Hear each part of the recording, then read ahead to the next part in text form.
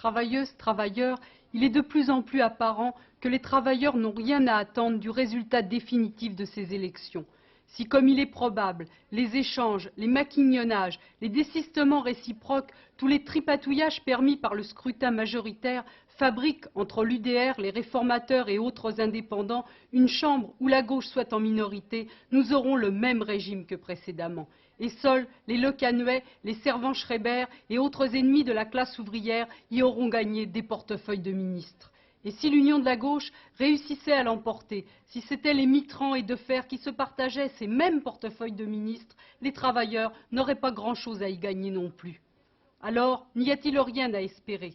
Et vous devez vous demander, dans ces conditions, que peuvent peser les quelques 200 000 voix que Lutte ouvrière a obtenues dans les 171 circonscriptions où elle présentait des candidats.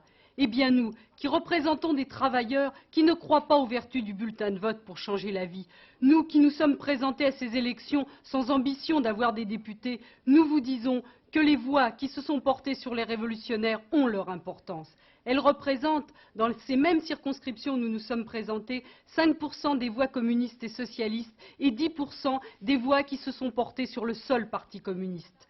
Ce chiffre-là a son importance. Pour 10 travailleurs qui ont voté pour le Parti communiste, un travailleur a voté pour les révolutionnaires. Un travailleur communiste sur 10 se souvient des trahisons des dirigeants de la gauche, se souvient de la grève de mai 68 bradée à Grenelle et sait que le sort des travailleurs, c'est dans les usines, voire dans la rue, mais pas dans les urnes, qu'on le changera. C'est un avertissement pour tous ceux qui croyaient que la classe ouvrière est résignée.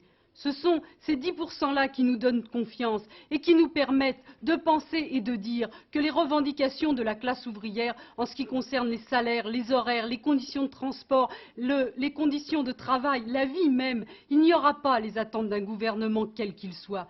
Pourquoi ? Parce qu'il y a dans le pays des travailleurs dont on pourra mesurer l'influence dans les mois qui viennent, qui sont décidés à faire aboutir leurs revendications.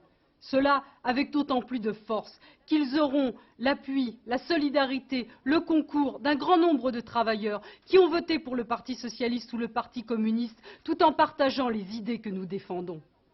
Nous n'avons aucune confiance dans les hommes politiques qui dirigent l'union de la gauche. Leur passé nous a appris pouvoir, ce ne sera pas pour mener une politique conforme aux intérêts des travailleurs, mais pour défendre les mêmes intérêts fondamentaux que l'UDR, avec simplement un autre langage. Mais par contre, nous sommes profondément solidaires des millions de travailleurs qui ont voté pour le Parti socialiste et pour le Parti communiste.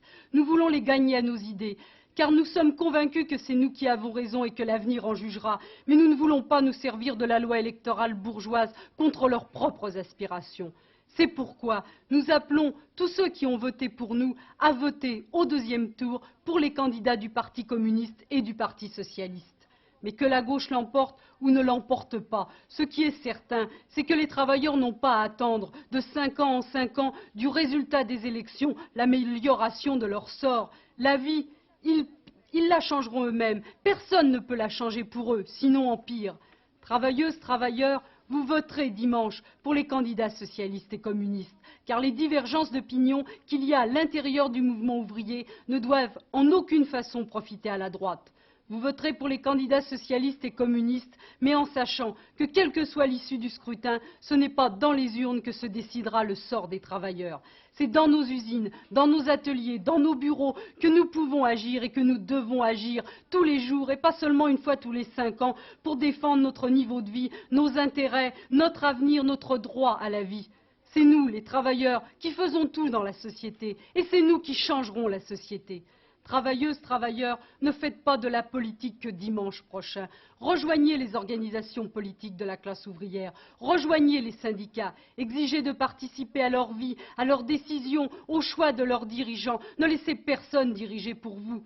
En y participant, donnez vie justement aux organisations syndicales et politiques. Ne laissez pas les appareils décider à votre place.